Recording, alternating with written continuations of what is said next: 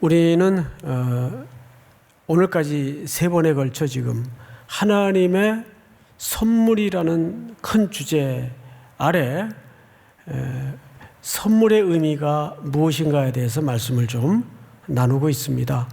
이제 다음 주까지 이 주제가 이어질 텐데, 우선 석주에 걸쳐, 정확히는 지난주 그 앞선 2주에 걸쳐 우리가 무슨 얘기를 듣고 함께 했는가를 오늘 본문의 연결선상에서 좀 맥락을 먼저 살펴보도록 하겠습니다.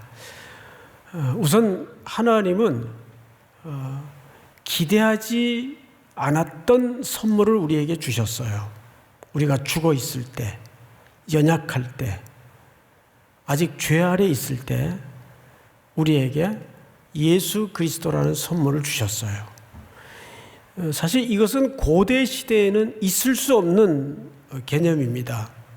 고대인들의 선물을 받을 만한 사람에게 선물을 줘야 평판과 체면이 올라가요.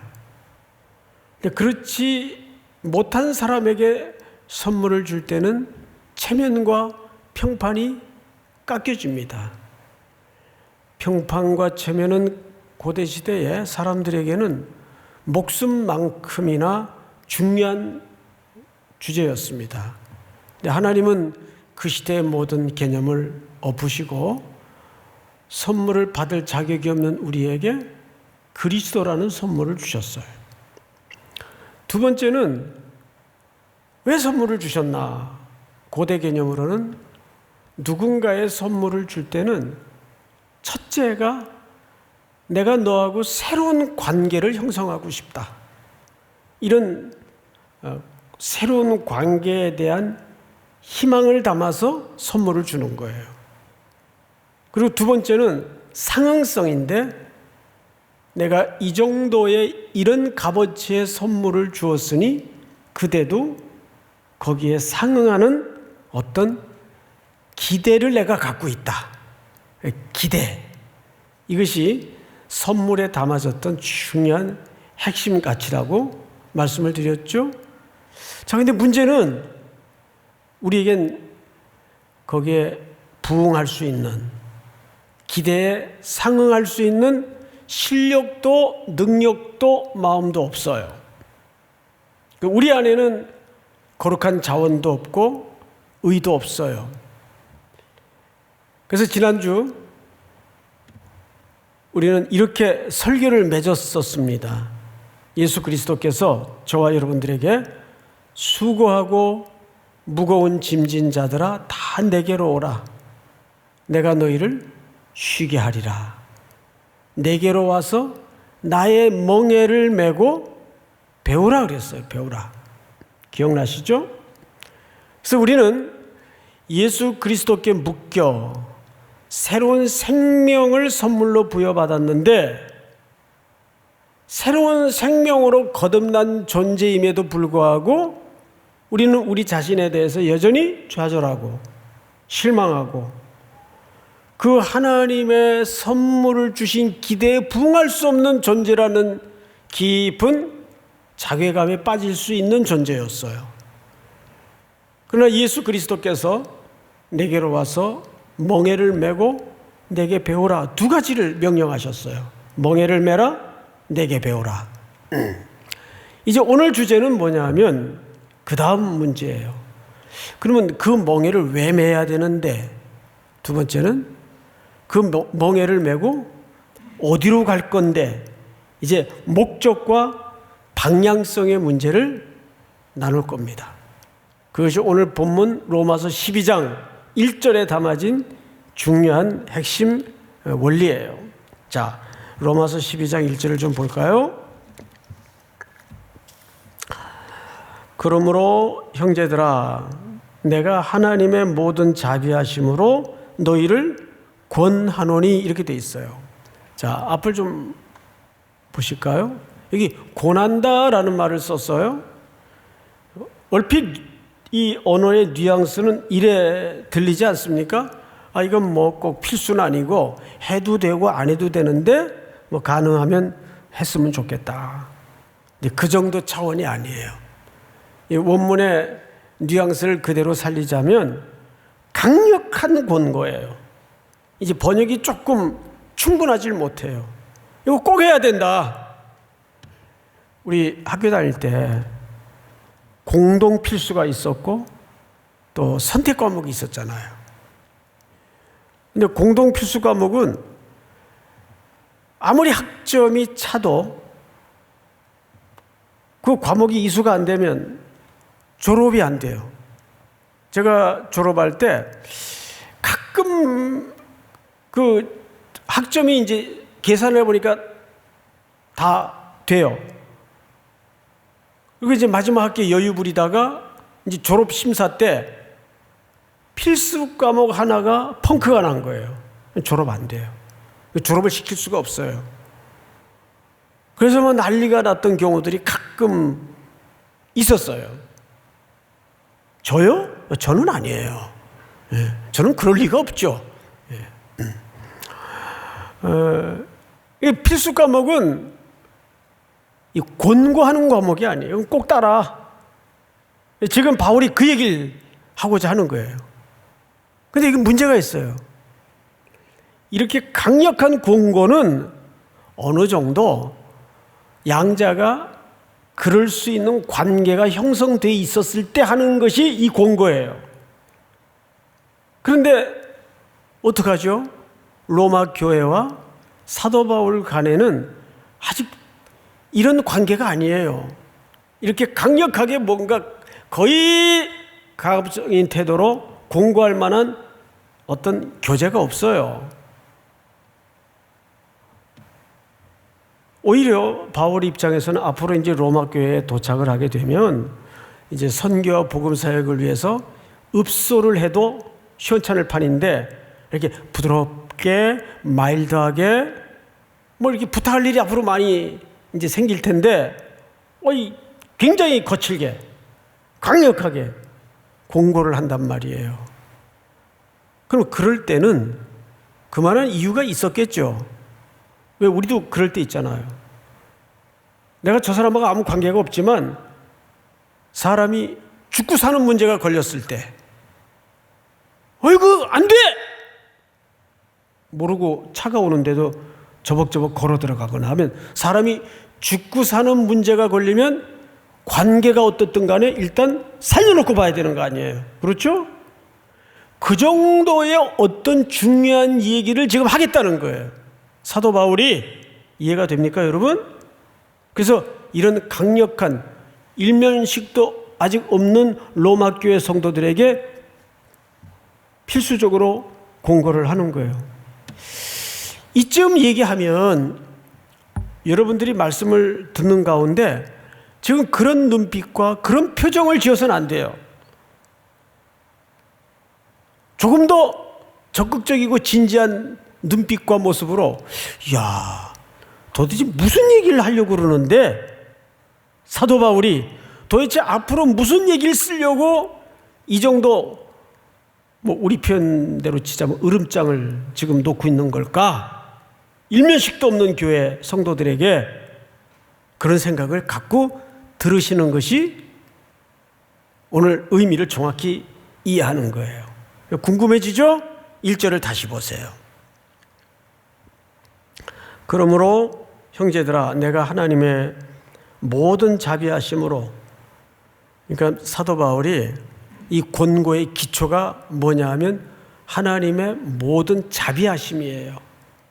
그러니까 내가 그리스도의 십자가의 죽음과 부활과 새로운 생명을 입은 그 선물을 받은 사람이기 때문에 아는 거예요, 사도 바울이. 그래서 나도 안타까운 마음으로 그대들에게 내가 받았던 선물을 좀 공유하고 흘려보내고 나누고 싶다. 그래서 이 권고의 기초는 하나님의 모든 자비하심인데 뭘 도대체 권하나 한번 들어보십시다.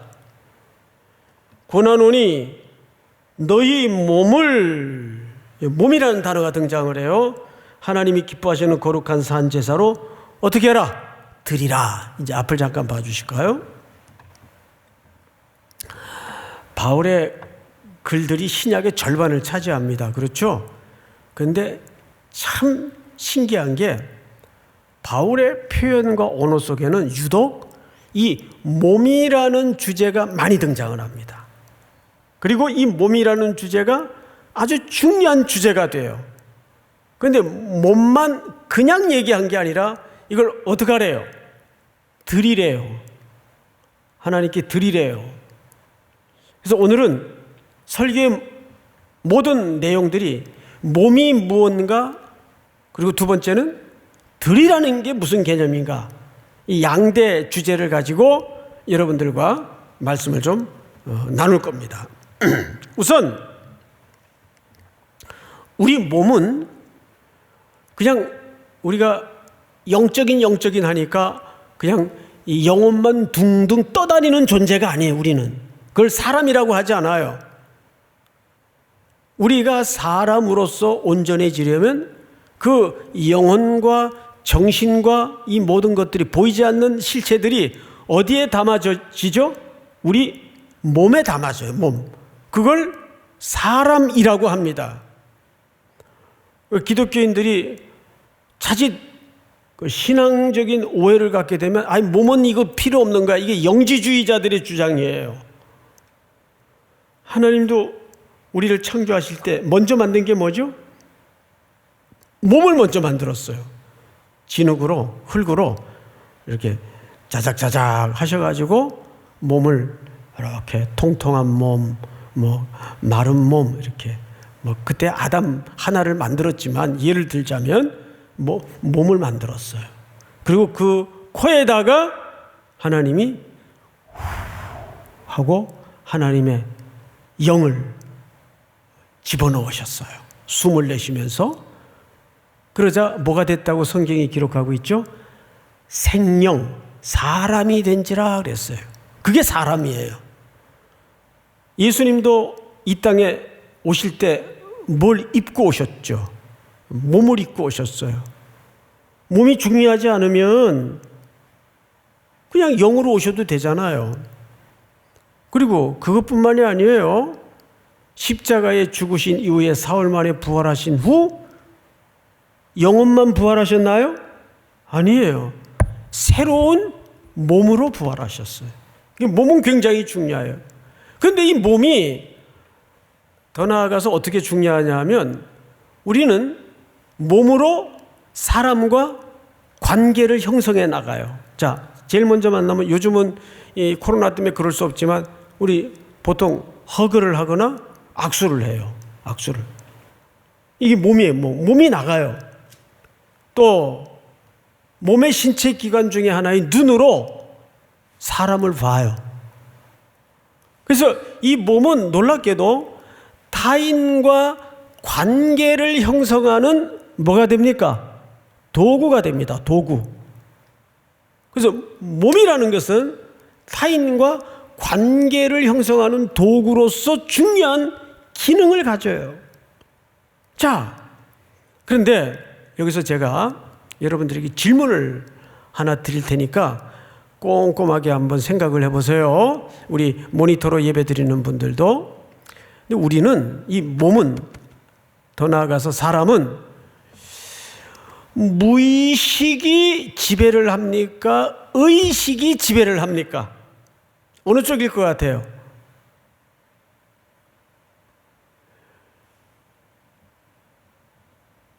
그냥 대답을 안 하시기로 하신 거예요? 우리 모니터로 예배 드리는 분들도 한번 생각을 해보세요. 사람은 무의식이 지배를 하게 돼 있습니까? 의식이 우리를 지배합니까? 무의식입니다. 무의식이 우리를 지배해요. 요즘 흔히 현대인들 자주 쓰는 표현이 루틴이라는 말을 하죠. 무의식은 어떻게 형성이 됩니까? 단박에 형성이 되던가요? 아니에요. 무의식은 오랫동안 시간을 걸쳐서 이렇게 침착되고 또 형성되고 만들어져서 그 사람의 내면이 형성이 돼요. 그러면 그게 이제 우리 속에 오랜 세월 무의식으로 자리 잡죠? 그러면 우리가 생각도 안 하고 있는데, 의식도 안 하고 있는데 어떤 때는 몸이 저절로 반응할 때가 있고, 툭 건드리면 그 생각이 저절로 튀어나올 때가 있어요.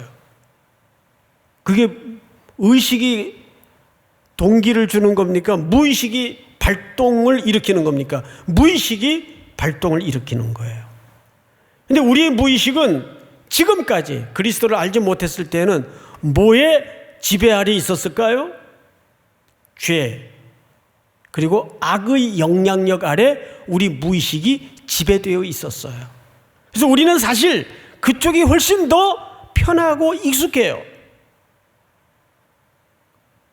우리 속에 자기 방어 기제나 또는 어떤 악과 죄에 대해서는 학습을 안 해도 악의 지배와 영향력 때문에 자동적으로 반응을 해줘요.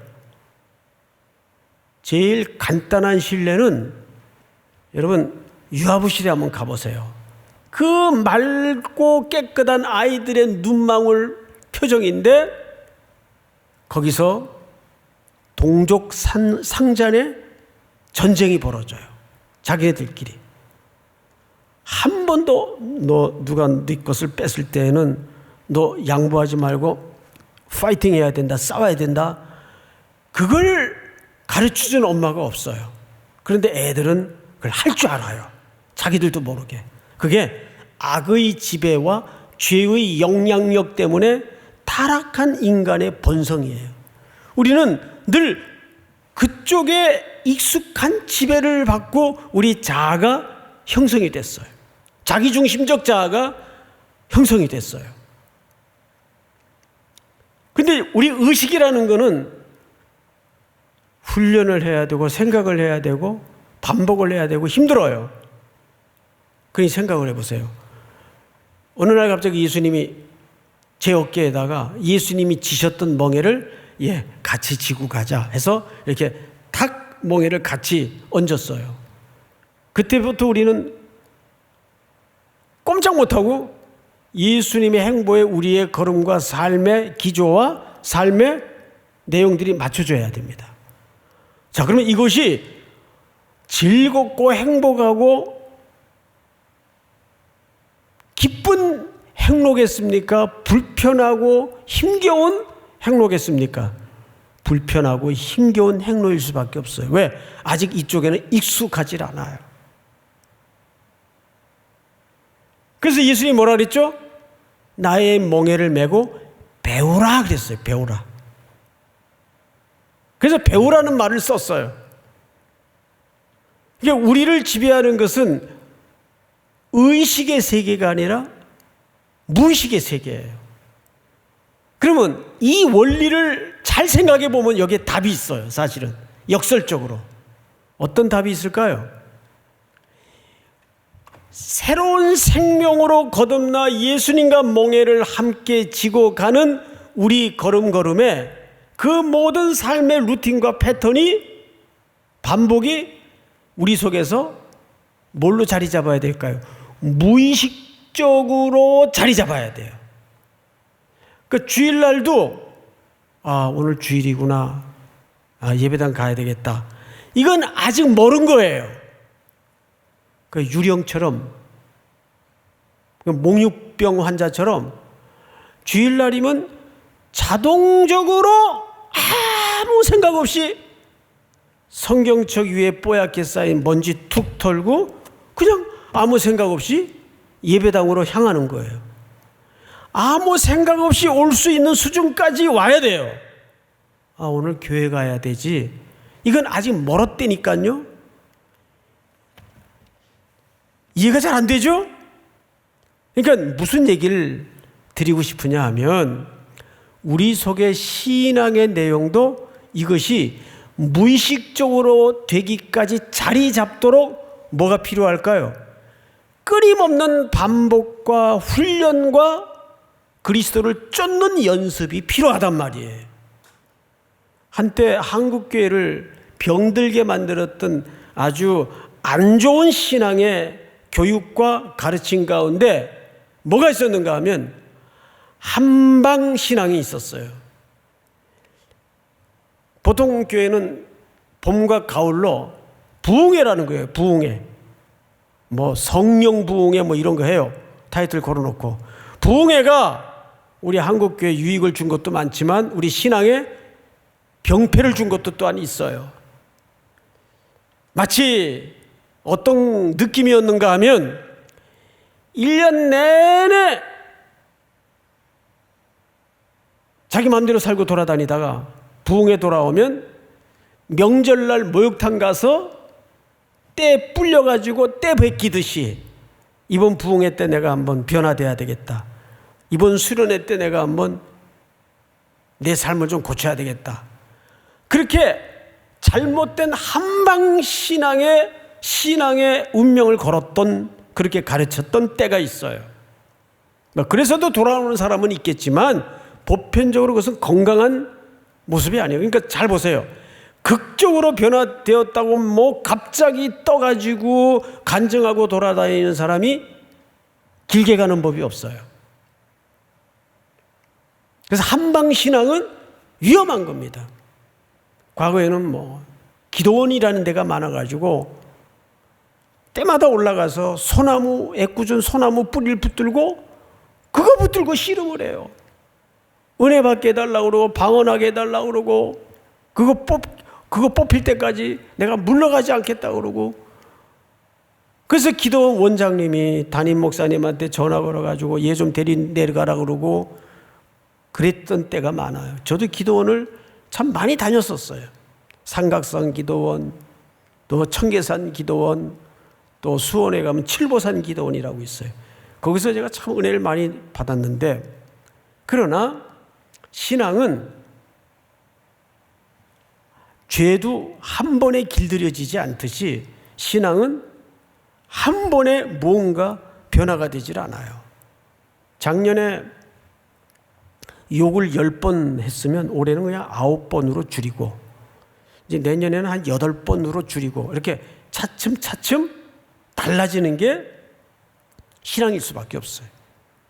그러니까 우리는 지금 나의 연약하고 새 생명 얻은 자 다웁지 않는 모습을 보면서 스스로 좌절하죠. 난 아닌가 봐.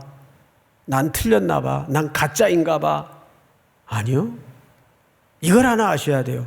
공사 중에 있다는 걸 아셔야 돼요. 저와 여러분들은, 목사님은 나이가 그런데도 아직도 공사 중이세요? 그럼요. 아직도 공사 중이죠. 얼마나 여러분들이 알지 못하는 이 인생의 뒷길에서 제 자신에 대해서 좌절하고 절망할 때가 많은지 알 수가 없어요. 그러나 그래서 오늘도 나는 좌절할 수 없는 이유가 뭐냐 하면, 여러분들도 함께 좌절할 수 없는 이유가 뭐냐 하면, 그 경주의 완성을 그리스도께서 끌고 가신다, 이게. 그게 함께 멍에를 맨 자의 든든함이에요. 그래, 내가 지금은 뭐 나를 봐도 이 모양밖에 안 되지만 내가 나의 행동을 보고 좌절할 수 없는 이유는 그리스도께서 지금 나와 멍에를 함께 메고 이 길을 걷고 있기 때문에 우리가 좌절할 수 없는 거예요. 좌절이 될 수가 없는 거예요. 자, 그러면 이제 두 번째 큰 주제로 넘어갑니다. 그렇구나. 우리 몸이라는 게 이렇게 하나님 앞에 소중한 거구나. 그런데 드리라 그랬어요. 이 드리라는 말이 무슨 뜻일까요? 첫째는 이제는 내 몸이 내 것이 아니라 하나님의 것이라는 소유권 이전이에요. 내 게 아니에요. 내 몸은 누구의 것이에요? 하나님의 것이에요. 그래서 자살은 큰 죄입니다. 안 돼요. 그러면 여기에 또 이중적인 의미가 있단 말이에요. 그 이중적인 의미가 뭐냐 하면, 여러분 4절 5절을 좀 볼까요? 4절 5절 같이 한번 읽읍시다. 시작. 우리가 한 몸에 많은 지체를 가졌으나 모든 지체가 같은 기능을 가진 것이 아니니 이와 같이 우리 많은 사람이 그리스도 안에서 한 몸이 되어 서로 지체가 되었느니라. 몸에서 주제가 뭘로 지금 슬쩍 확대되었는가 하면 한 몸이라는 표현이 등장해요. 몸과 한 몸은 틀려요. 무슨 뜻인가 하면 한 몸이라는 것은 누군가 결합되었다는 전제가 있잖아요. 그럼 우리는 누구랑 결합되어 있을까요? 그리스도와 결합되어 있어요. 한 몸이란 말이에요. 그걸 교회라고 하죠. 근데 여기에 더 확대 개념이 이 표현 속에 녹아져 있어요. 지체라는 말이 등장을 합니다. 요즘 코로나 시대에 이런 분들이 있어요. 아유, 뭐 어떤 면에서는 편한 면도 있다. 보기 싫은 그 사람은 안 봐도 되고 속 끓이지 않아도 되고 또 만나면 뭐 쪼는 간사님 얼굴 안 봐도 되고 그 진장 정말 뭐 선교 가자 또 뭐 서울역 사랑부 나가자 맨날 들들보 갔는데 그 진장님 안 봐도 되고. 그런데 여러분 오늘 여기서 한 몸 지체라는 표현을 썼어요. 이건 뭘 얘기하는 거죠? 공동체. 내가 보기 싫은 거북하고 불편한 그 지체도 그리스도께서 피로 값주고 산 지체요 한 몸이라는 사실을 놓쳐서는 안 돼요. 우리의 정체성은 이중적이에요. 십자가의 예수 그리스도로부터 우리의 정체성이 시작이 되지만 동시에 그 공동체에서도 누구의 정체성이 확인되는 겁니까? 나의 정체성이 확인되는 거예요. 그 사람이 싫으면 내가 그 사람이 지체인데 자기를 미워하는 격이 된다 그 말이에요. 그리스도의 몸의 일부인 지체를 미워하는 격이 된다 그 말이에요. 그건 자기 부정이에요. 결국은 자기 한 지체를 경멸하는 태도가 되는 거죠. 이게 얼마나 심각한 문제로 확대가 됩니까? 그러니까 공동체 첫째는 내 몸이 어떤 존재인가 하나님 앞에, 두 번째는 이 몸을 하나님께 드려야 되지만 동시에 어디에 드려야 됩니까? 공동체, 교회 공동체. 그래서 성도는 세상의 스펙과 세상의 지위와 높낮이 갖고 있는 유무에 그 사람의 인생의 성공이 평가되는 게 아니에요. 언제나 성도는 교회를 통해서 인생이 평가되고 성공의 유무가 따져져야 됩니다. 이 세상에 여러분들에게 물질을 맡기고 은사를 맡기고 재능을 맡기고 지위를 맡겼던 것은 결국 교회를 통해서 그것이 어떻게 땅끝까지 선교적인 목적으로 흘러가야 되는가, 그걸 드러내기 위해서입니다. 교회가 위대한 일도 해야 되고 좋은 일도 많이 해야 되지만 정말 공동체 한 지체로서 한 몸으로서 우리가 들어야 될 소리는 참 삼일교회 위대해 대단해 이 소리보다는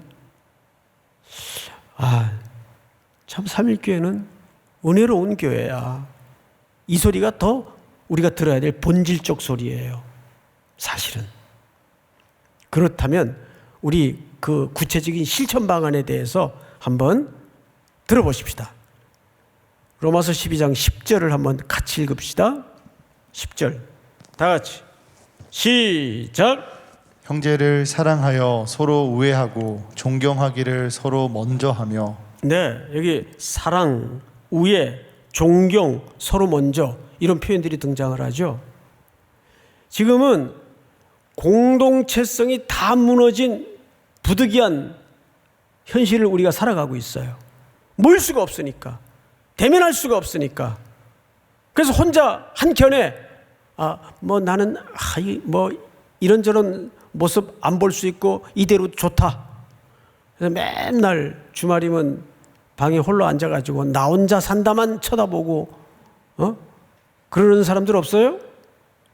그러나 사람이라는 것은 참 신기한 게, 신비스러운 존재인 것이, 하나님은 함께 살고 함께 엉켜서 뭔가를 함께 성취해낼 때 그 기쁨을 갖도록 우리를 설계하셨습니다.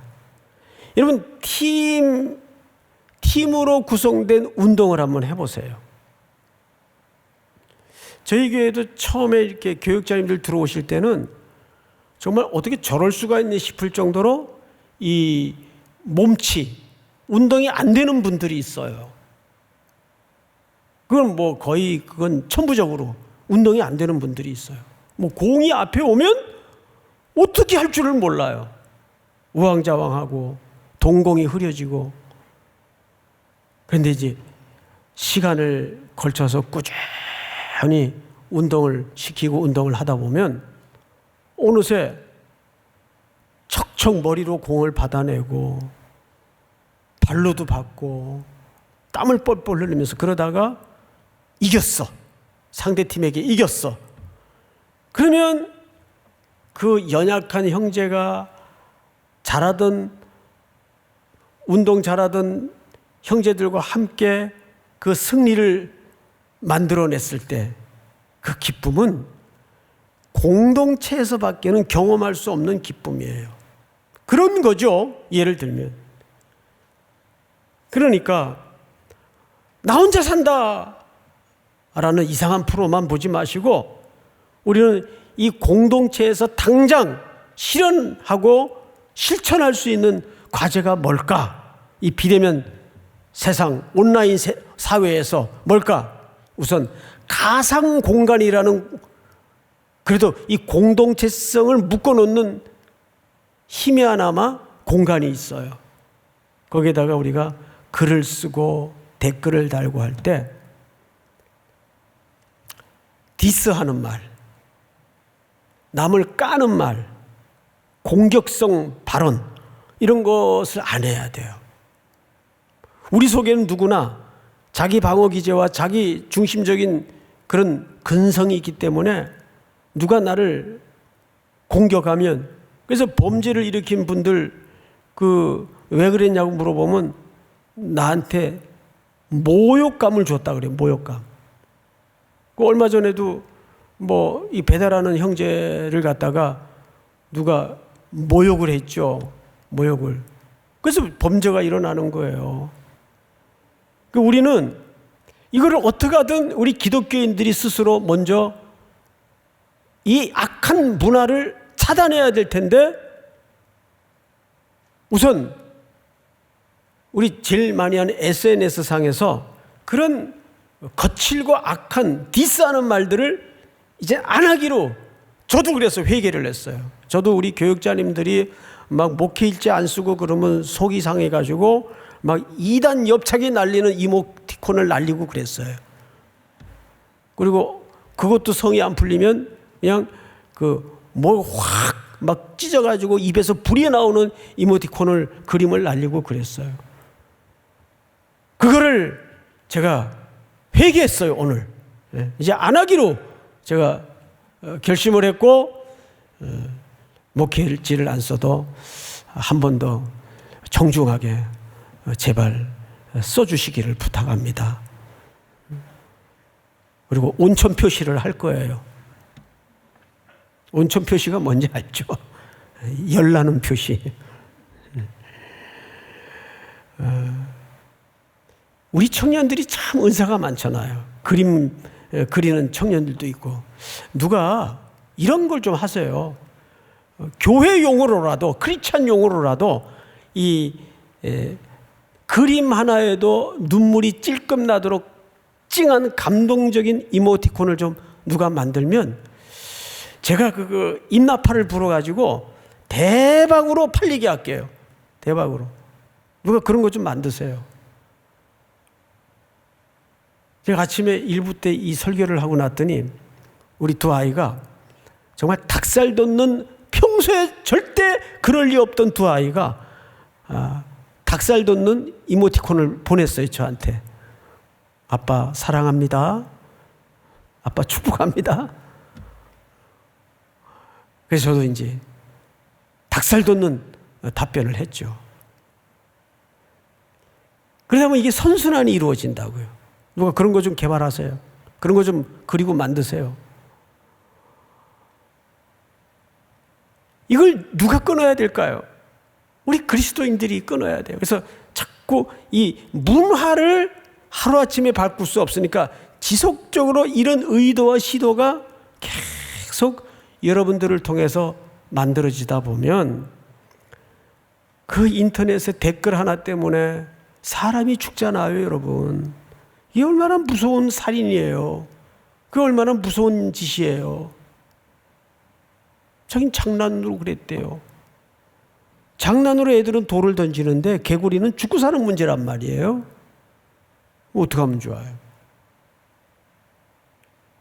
이제 저도 회개를 하고 절대 거친 말, 공격적인 표현, 이단 엽차기하는 이모티콘 이런 거 안 날릴 테니까 여러분들도 좀 어색하겠지만 처음에는 따뜻한 말, 그런 것들이 주님이 정말 원하는 공동체의 깊은 내면의 요구예요. 이 모니터로 예배드리는 어머니들도 많죠. 애가 학교 갔다 오더니 막 기뻐가지고 엄마 오늘 나 100점 맞았어. 그러면 네가 웬일이냐? 이러지 말고 어휴 우리 아들 엄마가 그럴 줄 알았어. 여기까지는 좋은데 근데 반에 너 말고 100점이 몇 명이냐? 이런 거 묻지 말란 말이에요. 엄마는 너를 기대하고 있었어. 이렇게 기대. 그래서 이 시간 다 같이 일어나셔서 기대 찬양을 좀 하겠습니다. 가사가 참 좋아요. 주 안에 우린 하나 모습은 달라도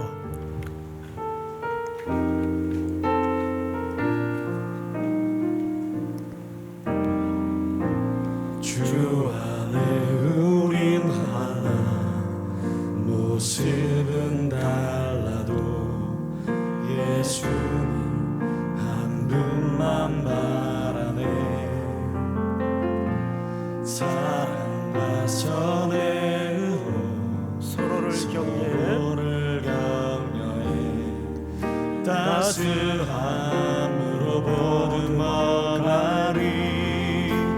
주님을 이 안에 함께 하시니 형제자매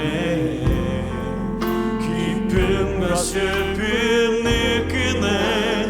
내 안에 있는 주님 모습 보네.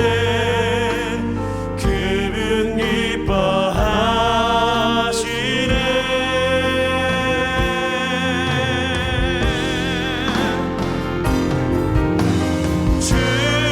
주님을 일통해 계획하시리. 부족한 입술로 찬양하게 하시리. 주님을 일통해 계획하시니 너를 통해 하실 일 기대. 주님 우리를 통해 계획하시니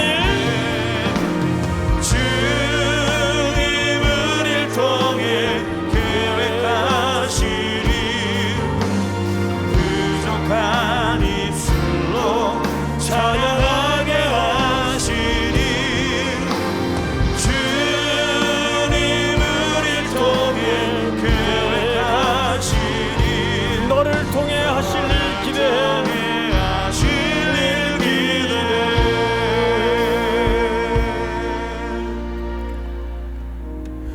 예수 그리스도라는 선물을 우리에게 허락하실 때 우리를 향한 기대대로 살아가게 하시고, 당장은 불편하고 어색하고 잘 안 되지만 그리스도께서 우리를 함께 묶어 멍에를 매게 하시고 이 길을 동행하여 걷고 계심을 믿습니다. 오늘도 우리의 언어를 제어해 주시고 우리 악한 영향력 아래 있던 생각들을 보혈로 씻어주시며 그리스도의 생각으로, 그리스도의 눈으로 이제는 내 안에 내가 사는 것이 아니라 그리스도께서 사시는 믿음 안에서 사는 존재임을 인정하고 우리의 몸을, 우리의 공동체를 그리스도께 소유권을 매일매일 넘겨드리는 순종이 있도록 이끌어 주시옵소서. 또 한 주를 살아낼 우리 청년들의 팍팍하고 절실한 일상을 동행하셔서 이번 한 주도 그리스도 안에서 승리하는 복된 한 주가 되도록 이끌어 주시옵소서. 지금은 우리 구주 예수 그리스도의 은혜와 하나님 아버지의 사랑과 성령님의 교통하심이, 머리 숙여 경배를 드리는 모든 3일의 성도들, 해외 군에 출타 있는 가족과 복중의 생명까지 영원토록 함께 있을지어다. 아멘.